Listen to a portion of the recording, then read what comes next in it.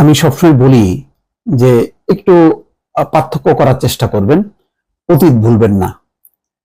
এই যে doctor Mohammad Yunus new ইয়র্কে যাচ্ছেন জাতিসংঘের সাধারণ পরিষদের অধিবেশনে যোগ দিতে, তিনি কিভাবে যাচ্ছেন, তার বহরে কারা, সবগুলো হিসাব করবেন।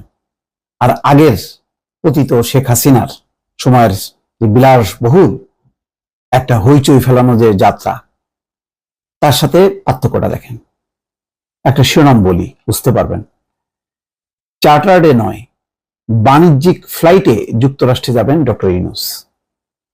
মনে আছে শেখ হাসিনার বিদেশ সফরগুলো? বিমানের ব্যয়বহুল ড্রিম লাইনার, সবচেয়ে লেটেস্ট যেটা, সেটা নিয়ে যাইতেন। তিনি যাইতেন, কবে ফিরতেন সেটা মনে হয় অনেকেই জানতেন না, এবং ওনার মর্জি। অন্তত একটা সফরের কথা মনে পড়ে এখনো, এটা অনেকদিন আবার মনে থাকবে। জাতিসংঘের অধিবেশনে তিনি যোগ দেবেন, বোধহয় গত অধিবেশন বা তার আগের অধিবেশন। চলে গেলেন ফিনল্যান্ডে ববির মান ভাঙাইতে। ববি মানে রেহেনার ছেলে। একেবারে পুরো ভর্তি ফ্লাইট নিয়ে চলে গেল ফিনল্যান্ডে। একদিন কি দুদিন পর তাকে নিয়ে, ওই ববির পুরো ফ্যামিলি নিয়ে ওই ড্রিম লাইনার করে চলে আসলেন তিনি নিউ ইয়র্কে। আসলেন, এসে বোধহয় সে অধিবেশন শেষ করলেন, শেষ করে ওখান থেকে আবার ড্রিম লাইনার নিয়ে চলে গেলেন ওয়াশিংটনে।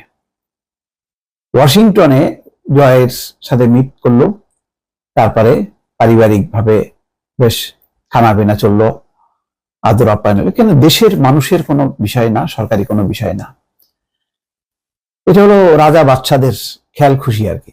তারপরে ওখান থেকে আবার চলে গেলেন ফিনল্যান্ডে, ববিকে ড্রপ করে দিয়ে সেই এটা চলে আসলো। টোটাল 20-22 দিন সাথে থাকলো তার ড্রিম লাইনার, মানে বাংলাদেশ বিমানের সর্বশেষ একটা বিশাল সুপরিসর একটা ফ্লাইট। আর ডক্টর ইউনূস যাচ্ছেন বাণিজ্যিক ফ্লাইটে, তার মানে সাধারণ যাত্রীদের সাথে তিনি যাচ্ছেন, আলাদা কোনো ফ্লাইট না। এটি হচ্ছে ইউনূস। আচ্ছা, সাথে 57 জন দেখলাম সব মিলায়।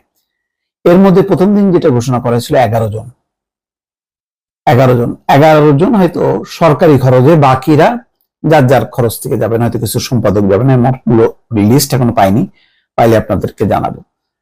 আমি এই জন্য বলছি যে দেখেন, যে পার্থক্যটা দেখেন। তিনি তো বলতে পারতেন না, আগের সরকার যেভাবে করছে ওটা তো খুব মানে ভালো, আমি ওটা ফলো করি, আমি তো এর বেশি কিছু করছি না। ওইটার অর্ধেকও যদি হইতো আমি সমালোচনা করতাম। এখন আমি কি সমালোচনা করব? বাণিজ্যিক ফ্লাইটে যে দেশের ভাবমূর্তি নষ্ট করলেন, নাকি ড্রিম লাইনার নিয়ে গেলে দেশের ভাবমূর্তি উজ্জ্বল হতো, কোনটা? দর্শক আপনারা বলেন। এই জন্য আমি বলছি যে দেখেন, তার বিলাসী জীবন, বিলাসী যাত্রা, সব শেখ বংশ তো না, এটা রাজবংশ, তার একটা প্রতিফলন ঘটাতেন। ওই প্লেনে করে নিয়ে যেতেন তার ওই চামচ মার্কা সাংবাদিক, বুদ্ধিজীবী, তারপরে রাজনীতিবিদ, সব মানে যেগুলি তেলবাজগুলি নিয়ে যেতেন, ওদেরকে নিয়ে আবার মিটিং করতেন, হাততালি দিত তারাই, আবার তাদেরকে নিয়ে চলে আসতেন। এসে আবার গণভবনে আবার তাদেরকে নিয়ে আবার সংবাদ সম্মেলন করত। একটা মহা একটা মানে তামাশা ছিল। এই পুরো 15টা বছর ধরে জাতি মানে নির্বাক হয়ে এই তামাশাগুলো দেখতো, কেউ কিছু বলতো না। এই ছোট বাচ্চাগুলো পিলপিল করে বাসা থেকে বের হয়ে যেয়ে সব উল্টে দিল। আহারে, কত এবার জাতিসংঘ আমেরিকায় যাচ্ছে, হ্যাঁ, নিউজ। এখানে শেখ হাসিনা থাকলে আরে বাপ রে বাপ, উন্নয়নের ওখানে যে বাইডেনকে বলে আসতো পদ্মা সেতু দেখার জন্য, বিশ্বের বিস্ময় পদ্মা সেতু, সাথে যাইতো 200-250, আর ওই পরিচিত ওই মুখগুলোই, ওই মোজাম্মেল বাবু, ওই শ্যামল দত্ত, ওই এক চেহারা ফরিদা ইয়াসমিন, ওই সেট আপই নিয়ে শুরু করছে, ওই সেট আপই শেষ হয়েছে। এখন ওদের ওই সেট আপের কেউ দেশে পালায়, আর বাকিরা দেশে যেগুলি আছে এগুলি আছে কারাগারে। এই তো চলছে, আমাদেরকে এটা সহ্য করতে হয়েছে। দর্শক ভালো থাকবেন, আল্লাহ হাফেজ। ভিডিও সম্পর্কে আপনার মতামত কি আমাদের কমেন্ট বক্সে জানাতে পারেন। সেই সাথে ভিডিওটিতে একটি লাইক দিয়ে আপনাদের বন্ধুদের সাথে শেয়ার করতে পারেন। এরকম আরও ভিডিও পাওয়ার জন্য আমাদের চ্যানেলকে সাবস্ক্রাইব করে আমাদের চ্যানেলের একজন নতুন সদস্য হতে পারেন। আজ এই পর্যন্ত। আল্লাহ হাফেজ।